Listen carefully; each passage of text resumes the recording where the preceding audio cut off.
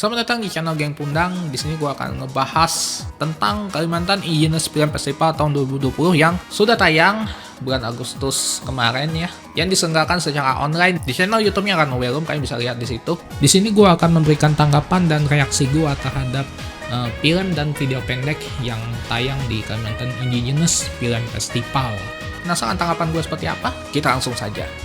Sebenarnya itu gue pengen nonton sampai habis itu, tapi karena siaran live-nya itu barengan dengan acara keluarga di rumah gitu, jadi gue nggak bisa ikutan acara itu secara full gitu. Jadi ya udah gue nonton siaran tundanya aja gitu di YouTube, dan kebetulan ada dari SMK Negeri 3 Banjarmasin ya. Oh iya, UTAP, gue lupa nih judulnya UTAP. Siang. Jadi ada Easter egg di video ini gitu. Kalian tahu aja sendiri. Dan bagusnya ini dia ada subtitle gitu. Jadi kita juga bisa paham gitu bahasa daerah ini seperti apa gitu.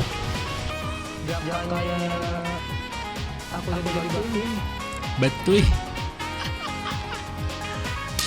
Aduh, betul. Ternyata jadi batu beneran.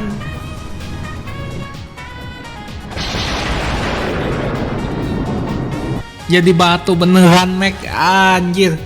Ya bisa dibilang pesan yang bisa didapat dari film ini adalah karena itu kilat. Iya bener. Iya, ngomongin aneh-aneh ya itu kejadian gitu loh. Makanya jangan deh pas kejadian ya kan kayak menjilat udah sendiri gitu loh. Saat ini ya di sosial media tuh kayak gitu kelakuannya. Jangan, pokoknya hati-hati dengan perkataan, itu kuncinya ya. Kalau nggak mau share sendiri gitu ya. Kalian bisa lihat sendiri ya di video aslinya. Bangka Nes, ini dari Bangka ya, Bangka Belitung. Nah, gue suka nih ya model-model kayak gini, tanpa narasi kayak gitu. Hanya menunjukkan frame gitu. Oh, ini ternyata kehidupan pantai kayak gitu. This is ASMR? Kayak ASMR anjir. Ini kan settingnya di Bangka Belitung kan. Gue juga pengen ke sana. Ada satu tempat di Bangka Belitung yang gue benar-benar tertarik tuh. Gue pengen ke situ gitu. Yang tempat syuting Laskar Pelangi. Nah di situ.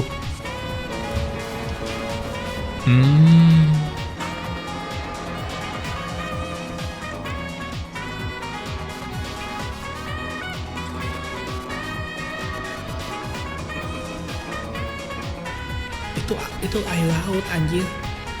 Dia dengan seenak jidat ya gitu. Protes sama kilang minyak tapi buang sampah sembarangan. What? Shit. Gila nih, udah gila. Sumpah. Apaan ini? Sepatu dapat, bodoh. Apa yang mau nyari ikan? Cakep.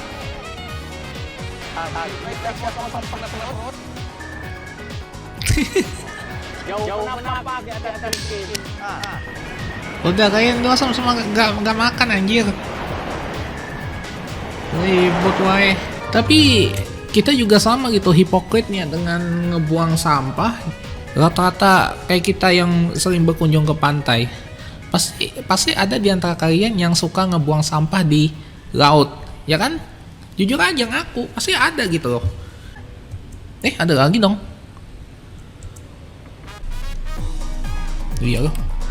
Mandi angin. Tempat favorit gua. Ini gak copyright kan? Shit. Jadi ceritanya dia nih pengen nikah gitu, tapi nikahnya berkali-kali. Aduh, gak ngerti lagi gue sama orang yang kayak gini. Aduh. Ini kayak gue nonton film tahun 80-an kayak gitu, Five Nia gitu. Jadi kayaknya dikisahkan dia nih menikah lagi gitu. Apa sih? What? gua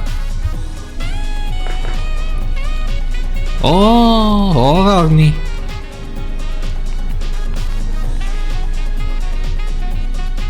pengantin bini. Terus cuman makeup doang nih.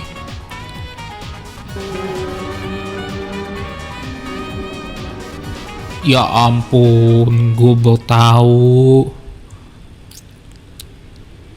Kalian bisa menangkap apa yang gue maksud?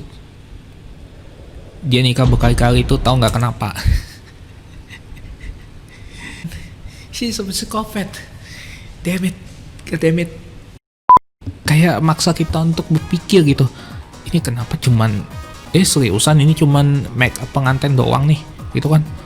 Gue awalnya berpikir kayak gitu, tapi setelah gue pikir-pikir juga, oh iya ya, ini kan cewek udah nikah berkali-kali ya. Apa yang terjadi? Kok ending skinnya jadi horror kayak gitu? Ternyata pak, setelah gue lama berpikir, oh iya gue, ya udahlah gitu. Apa lagi sih nih? Panglima tanpa kepala, what? Jadi sebenarnya kalau kalian sadar bahwa politik Belanda pada zaman itu, mereka itu menggunakan masyarakat lokal yang pasti memihak mereka untuk berunding dengan masyarakat yang anti sama mereka, kayak gitu. Pada masa itu, masyarakat kita itu kenapa bisa terpecah-pecah? Sebenarnya orang-orang kita ini juga nggak semuanya menentang Belanda.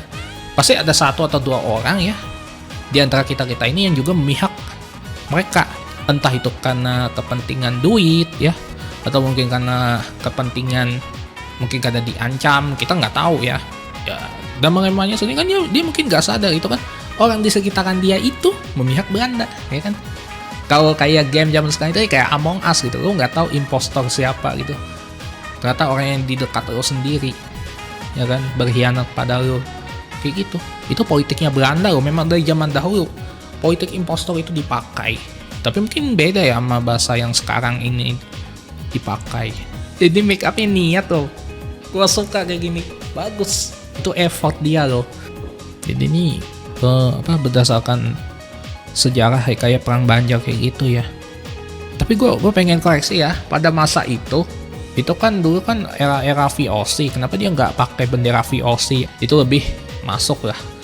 Karena berdasarkan sejarahnya juga sih. Dan menentukan benteng kami serta sumber keuangan kami di Pengaron. Pengaron itu benteng Pengaron itu masih ada sampai sekarang itu bentengnya ya. Itu bahasa Belanda ya? Apalagi benteng dalamnya kapal Andros di Sumatera. Nah ini peristiwa penenggelamnya kapal Andros ini juga salah satu peristiwa yang sangat bersejarah itu di daerah Barito Utara dan sekitarnya gitu. Dan puing-puingnya dengar-dengar sih masih ada, cuman nggak tahu nih kapan diangkatnya itu. Hancur bau. Jajan memang aslinya kayak gitu ya. Orang-orang Eropa tuh memang cadel ya, gue kagak tahu ya. Jangan kau atas namakan rakyat dan agama untuk kepentingan ambisi dan nafsu serakahmu itu. Sangat relevan dengan zaman sekarang ya. Orang menggunakan agama untuk kepentingan politik. Stop it. Membawa simbol agama itu tidak menjamin bahwa hidup lo itu suci, tidak. Satu yang gua suka di sini adalah selain lightingnya, vibe-nya, setting tempatnya, sesuai lah dengan masa itu gitu loh. Ini bagus loh. Kayak kita ngerasain gitu, kita ngelihat kayak dibalikin ke masa ketika pertentangan ini terjadi. Merinding sih sumpah. Pantas diberi apa? Demam. Suka gua. Totalitas. Ih, anjir gue merinding kalau dengar suara Damang Leman nih. Serasa kayak dia bener-bener Damang Lemannya sendiri yang ditahan kayak gitu. Sayang ini nggak tayang di bioskop sih. Kalau kemarin nggak pandemi, gue mungkin bakal nonton ini loh di bioskop. Dan juga kayaknya budgetnya itu nggak murah-murah loh. Gue yakin kalau bikin film kayak gini nih budget nggak murah-murah loh. Gimana menurut gambaran kalian? Apakah filmnya menarik atau tidak? Mohon maaf jika saya hanya bisa menampilkan cuplikannya saja demi mendukung filmmaker lokal dan copyright pastinya. Support mereka dengan menonton video aslinya kalau ada di YouTube, atau support Runway Room sebagai penggagas atau inisiator terselenggaranya KFF 2020. Oke, sekian dulu daripada kepanjangan, ntar diomelin. Bye!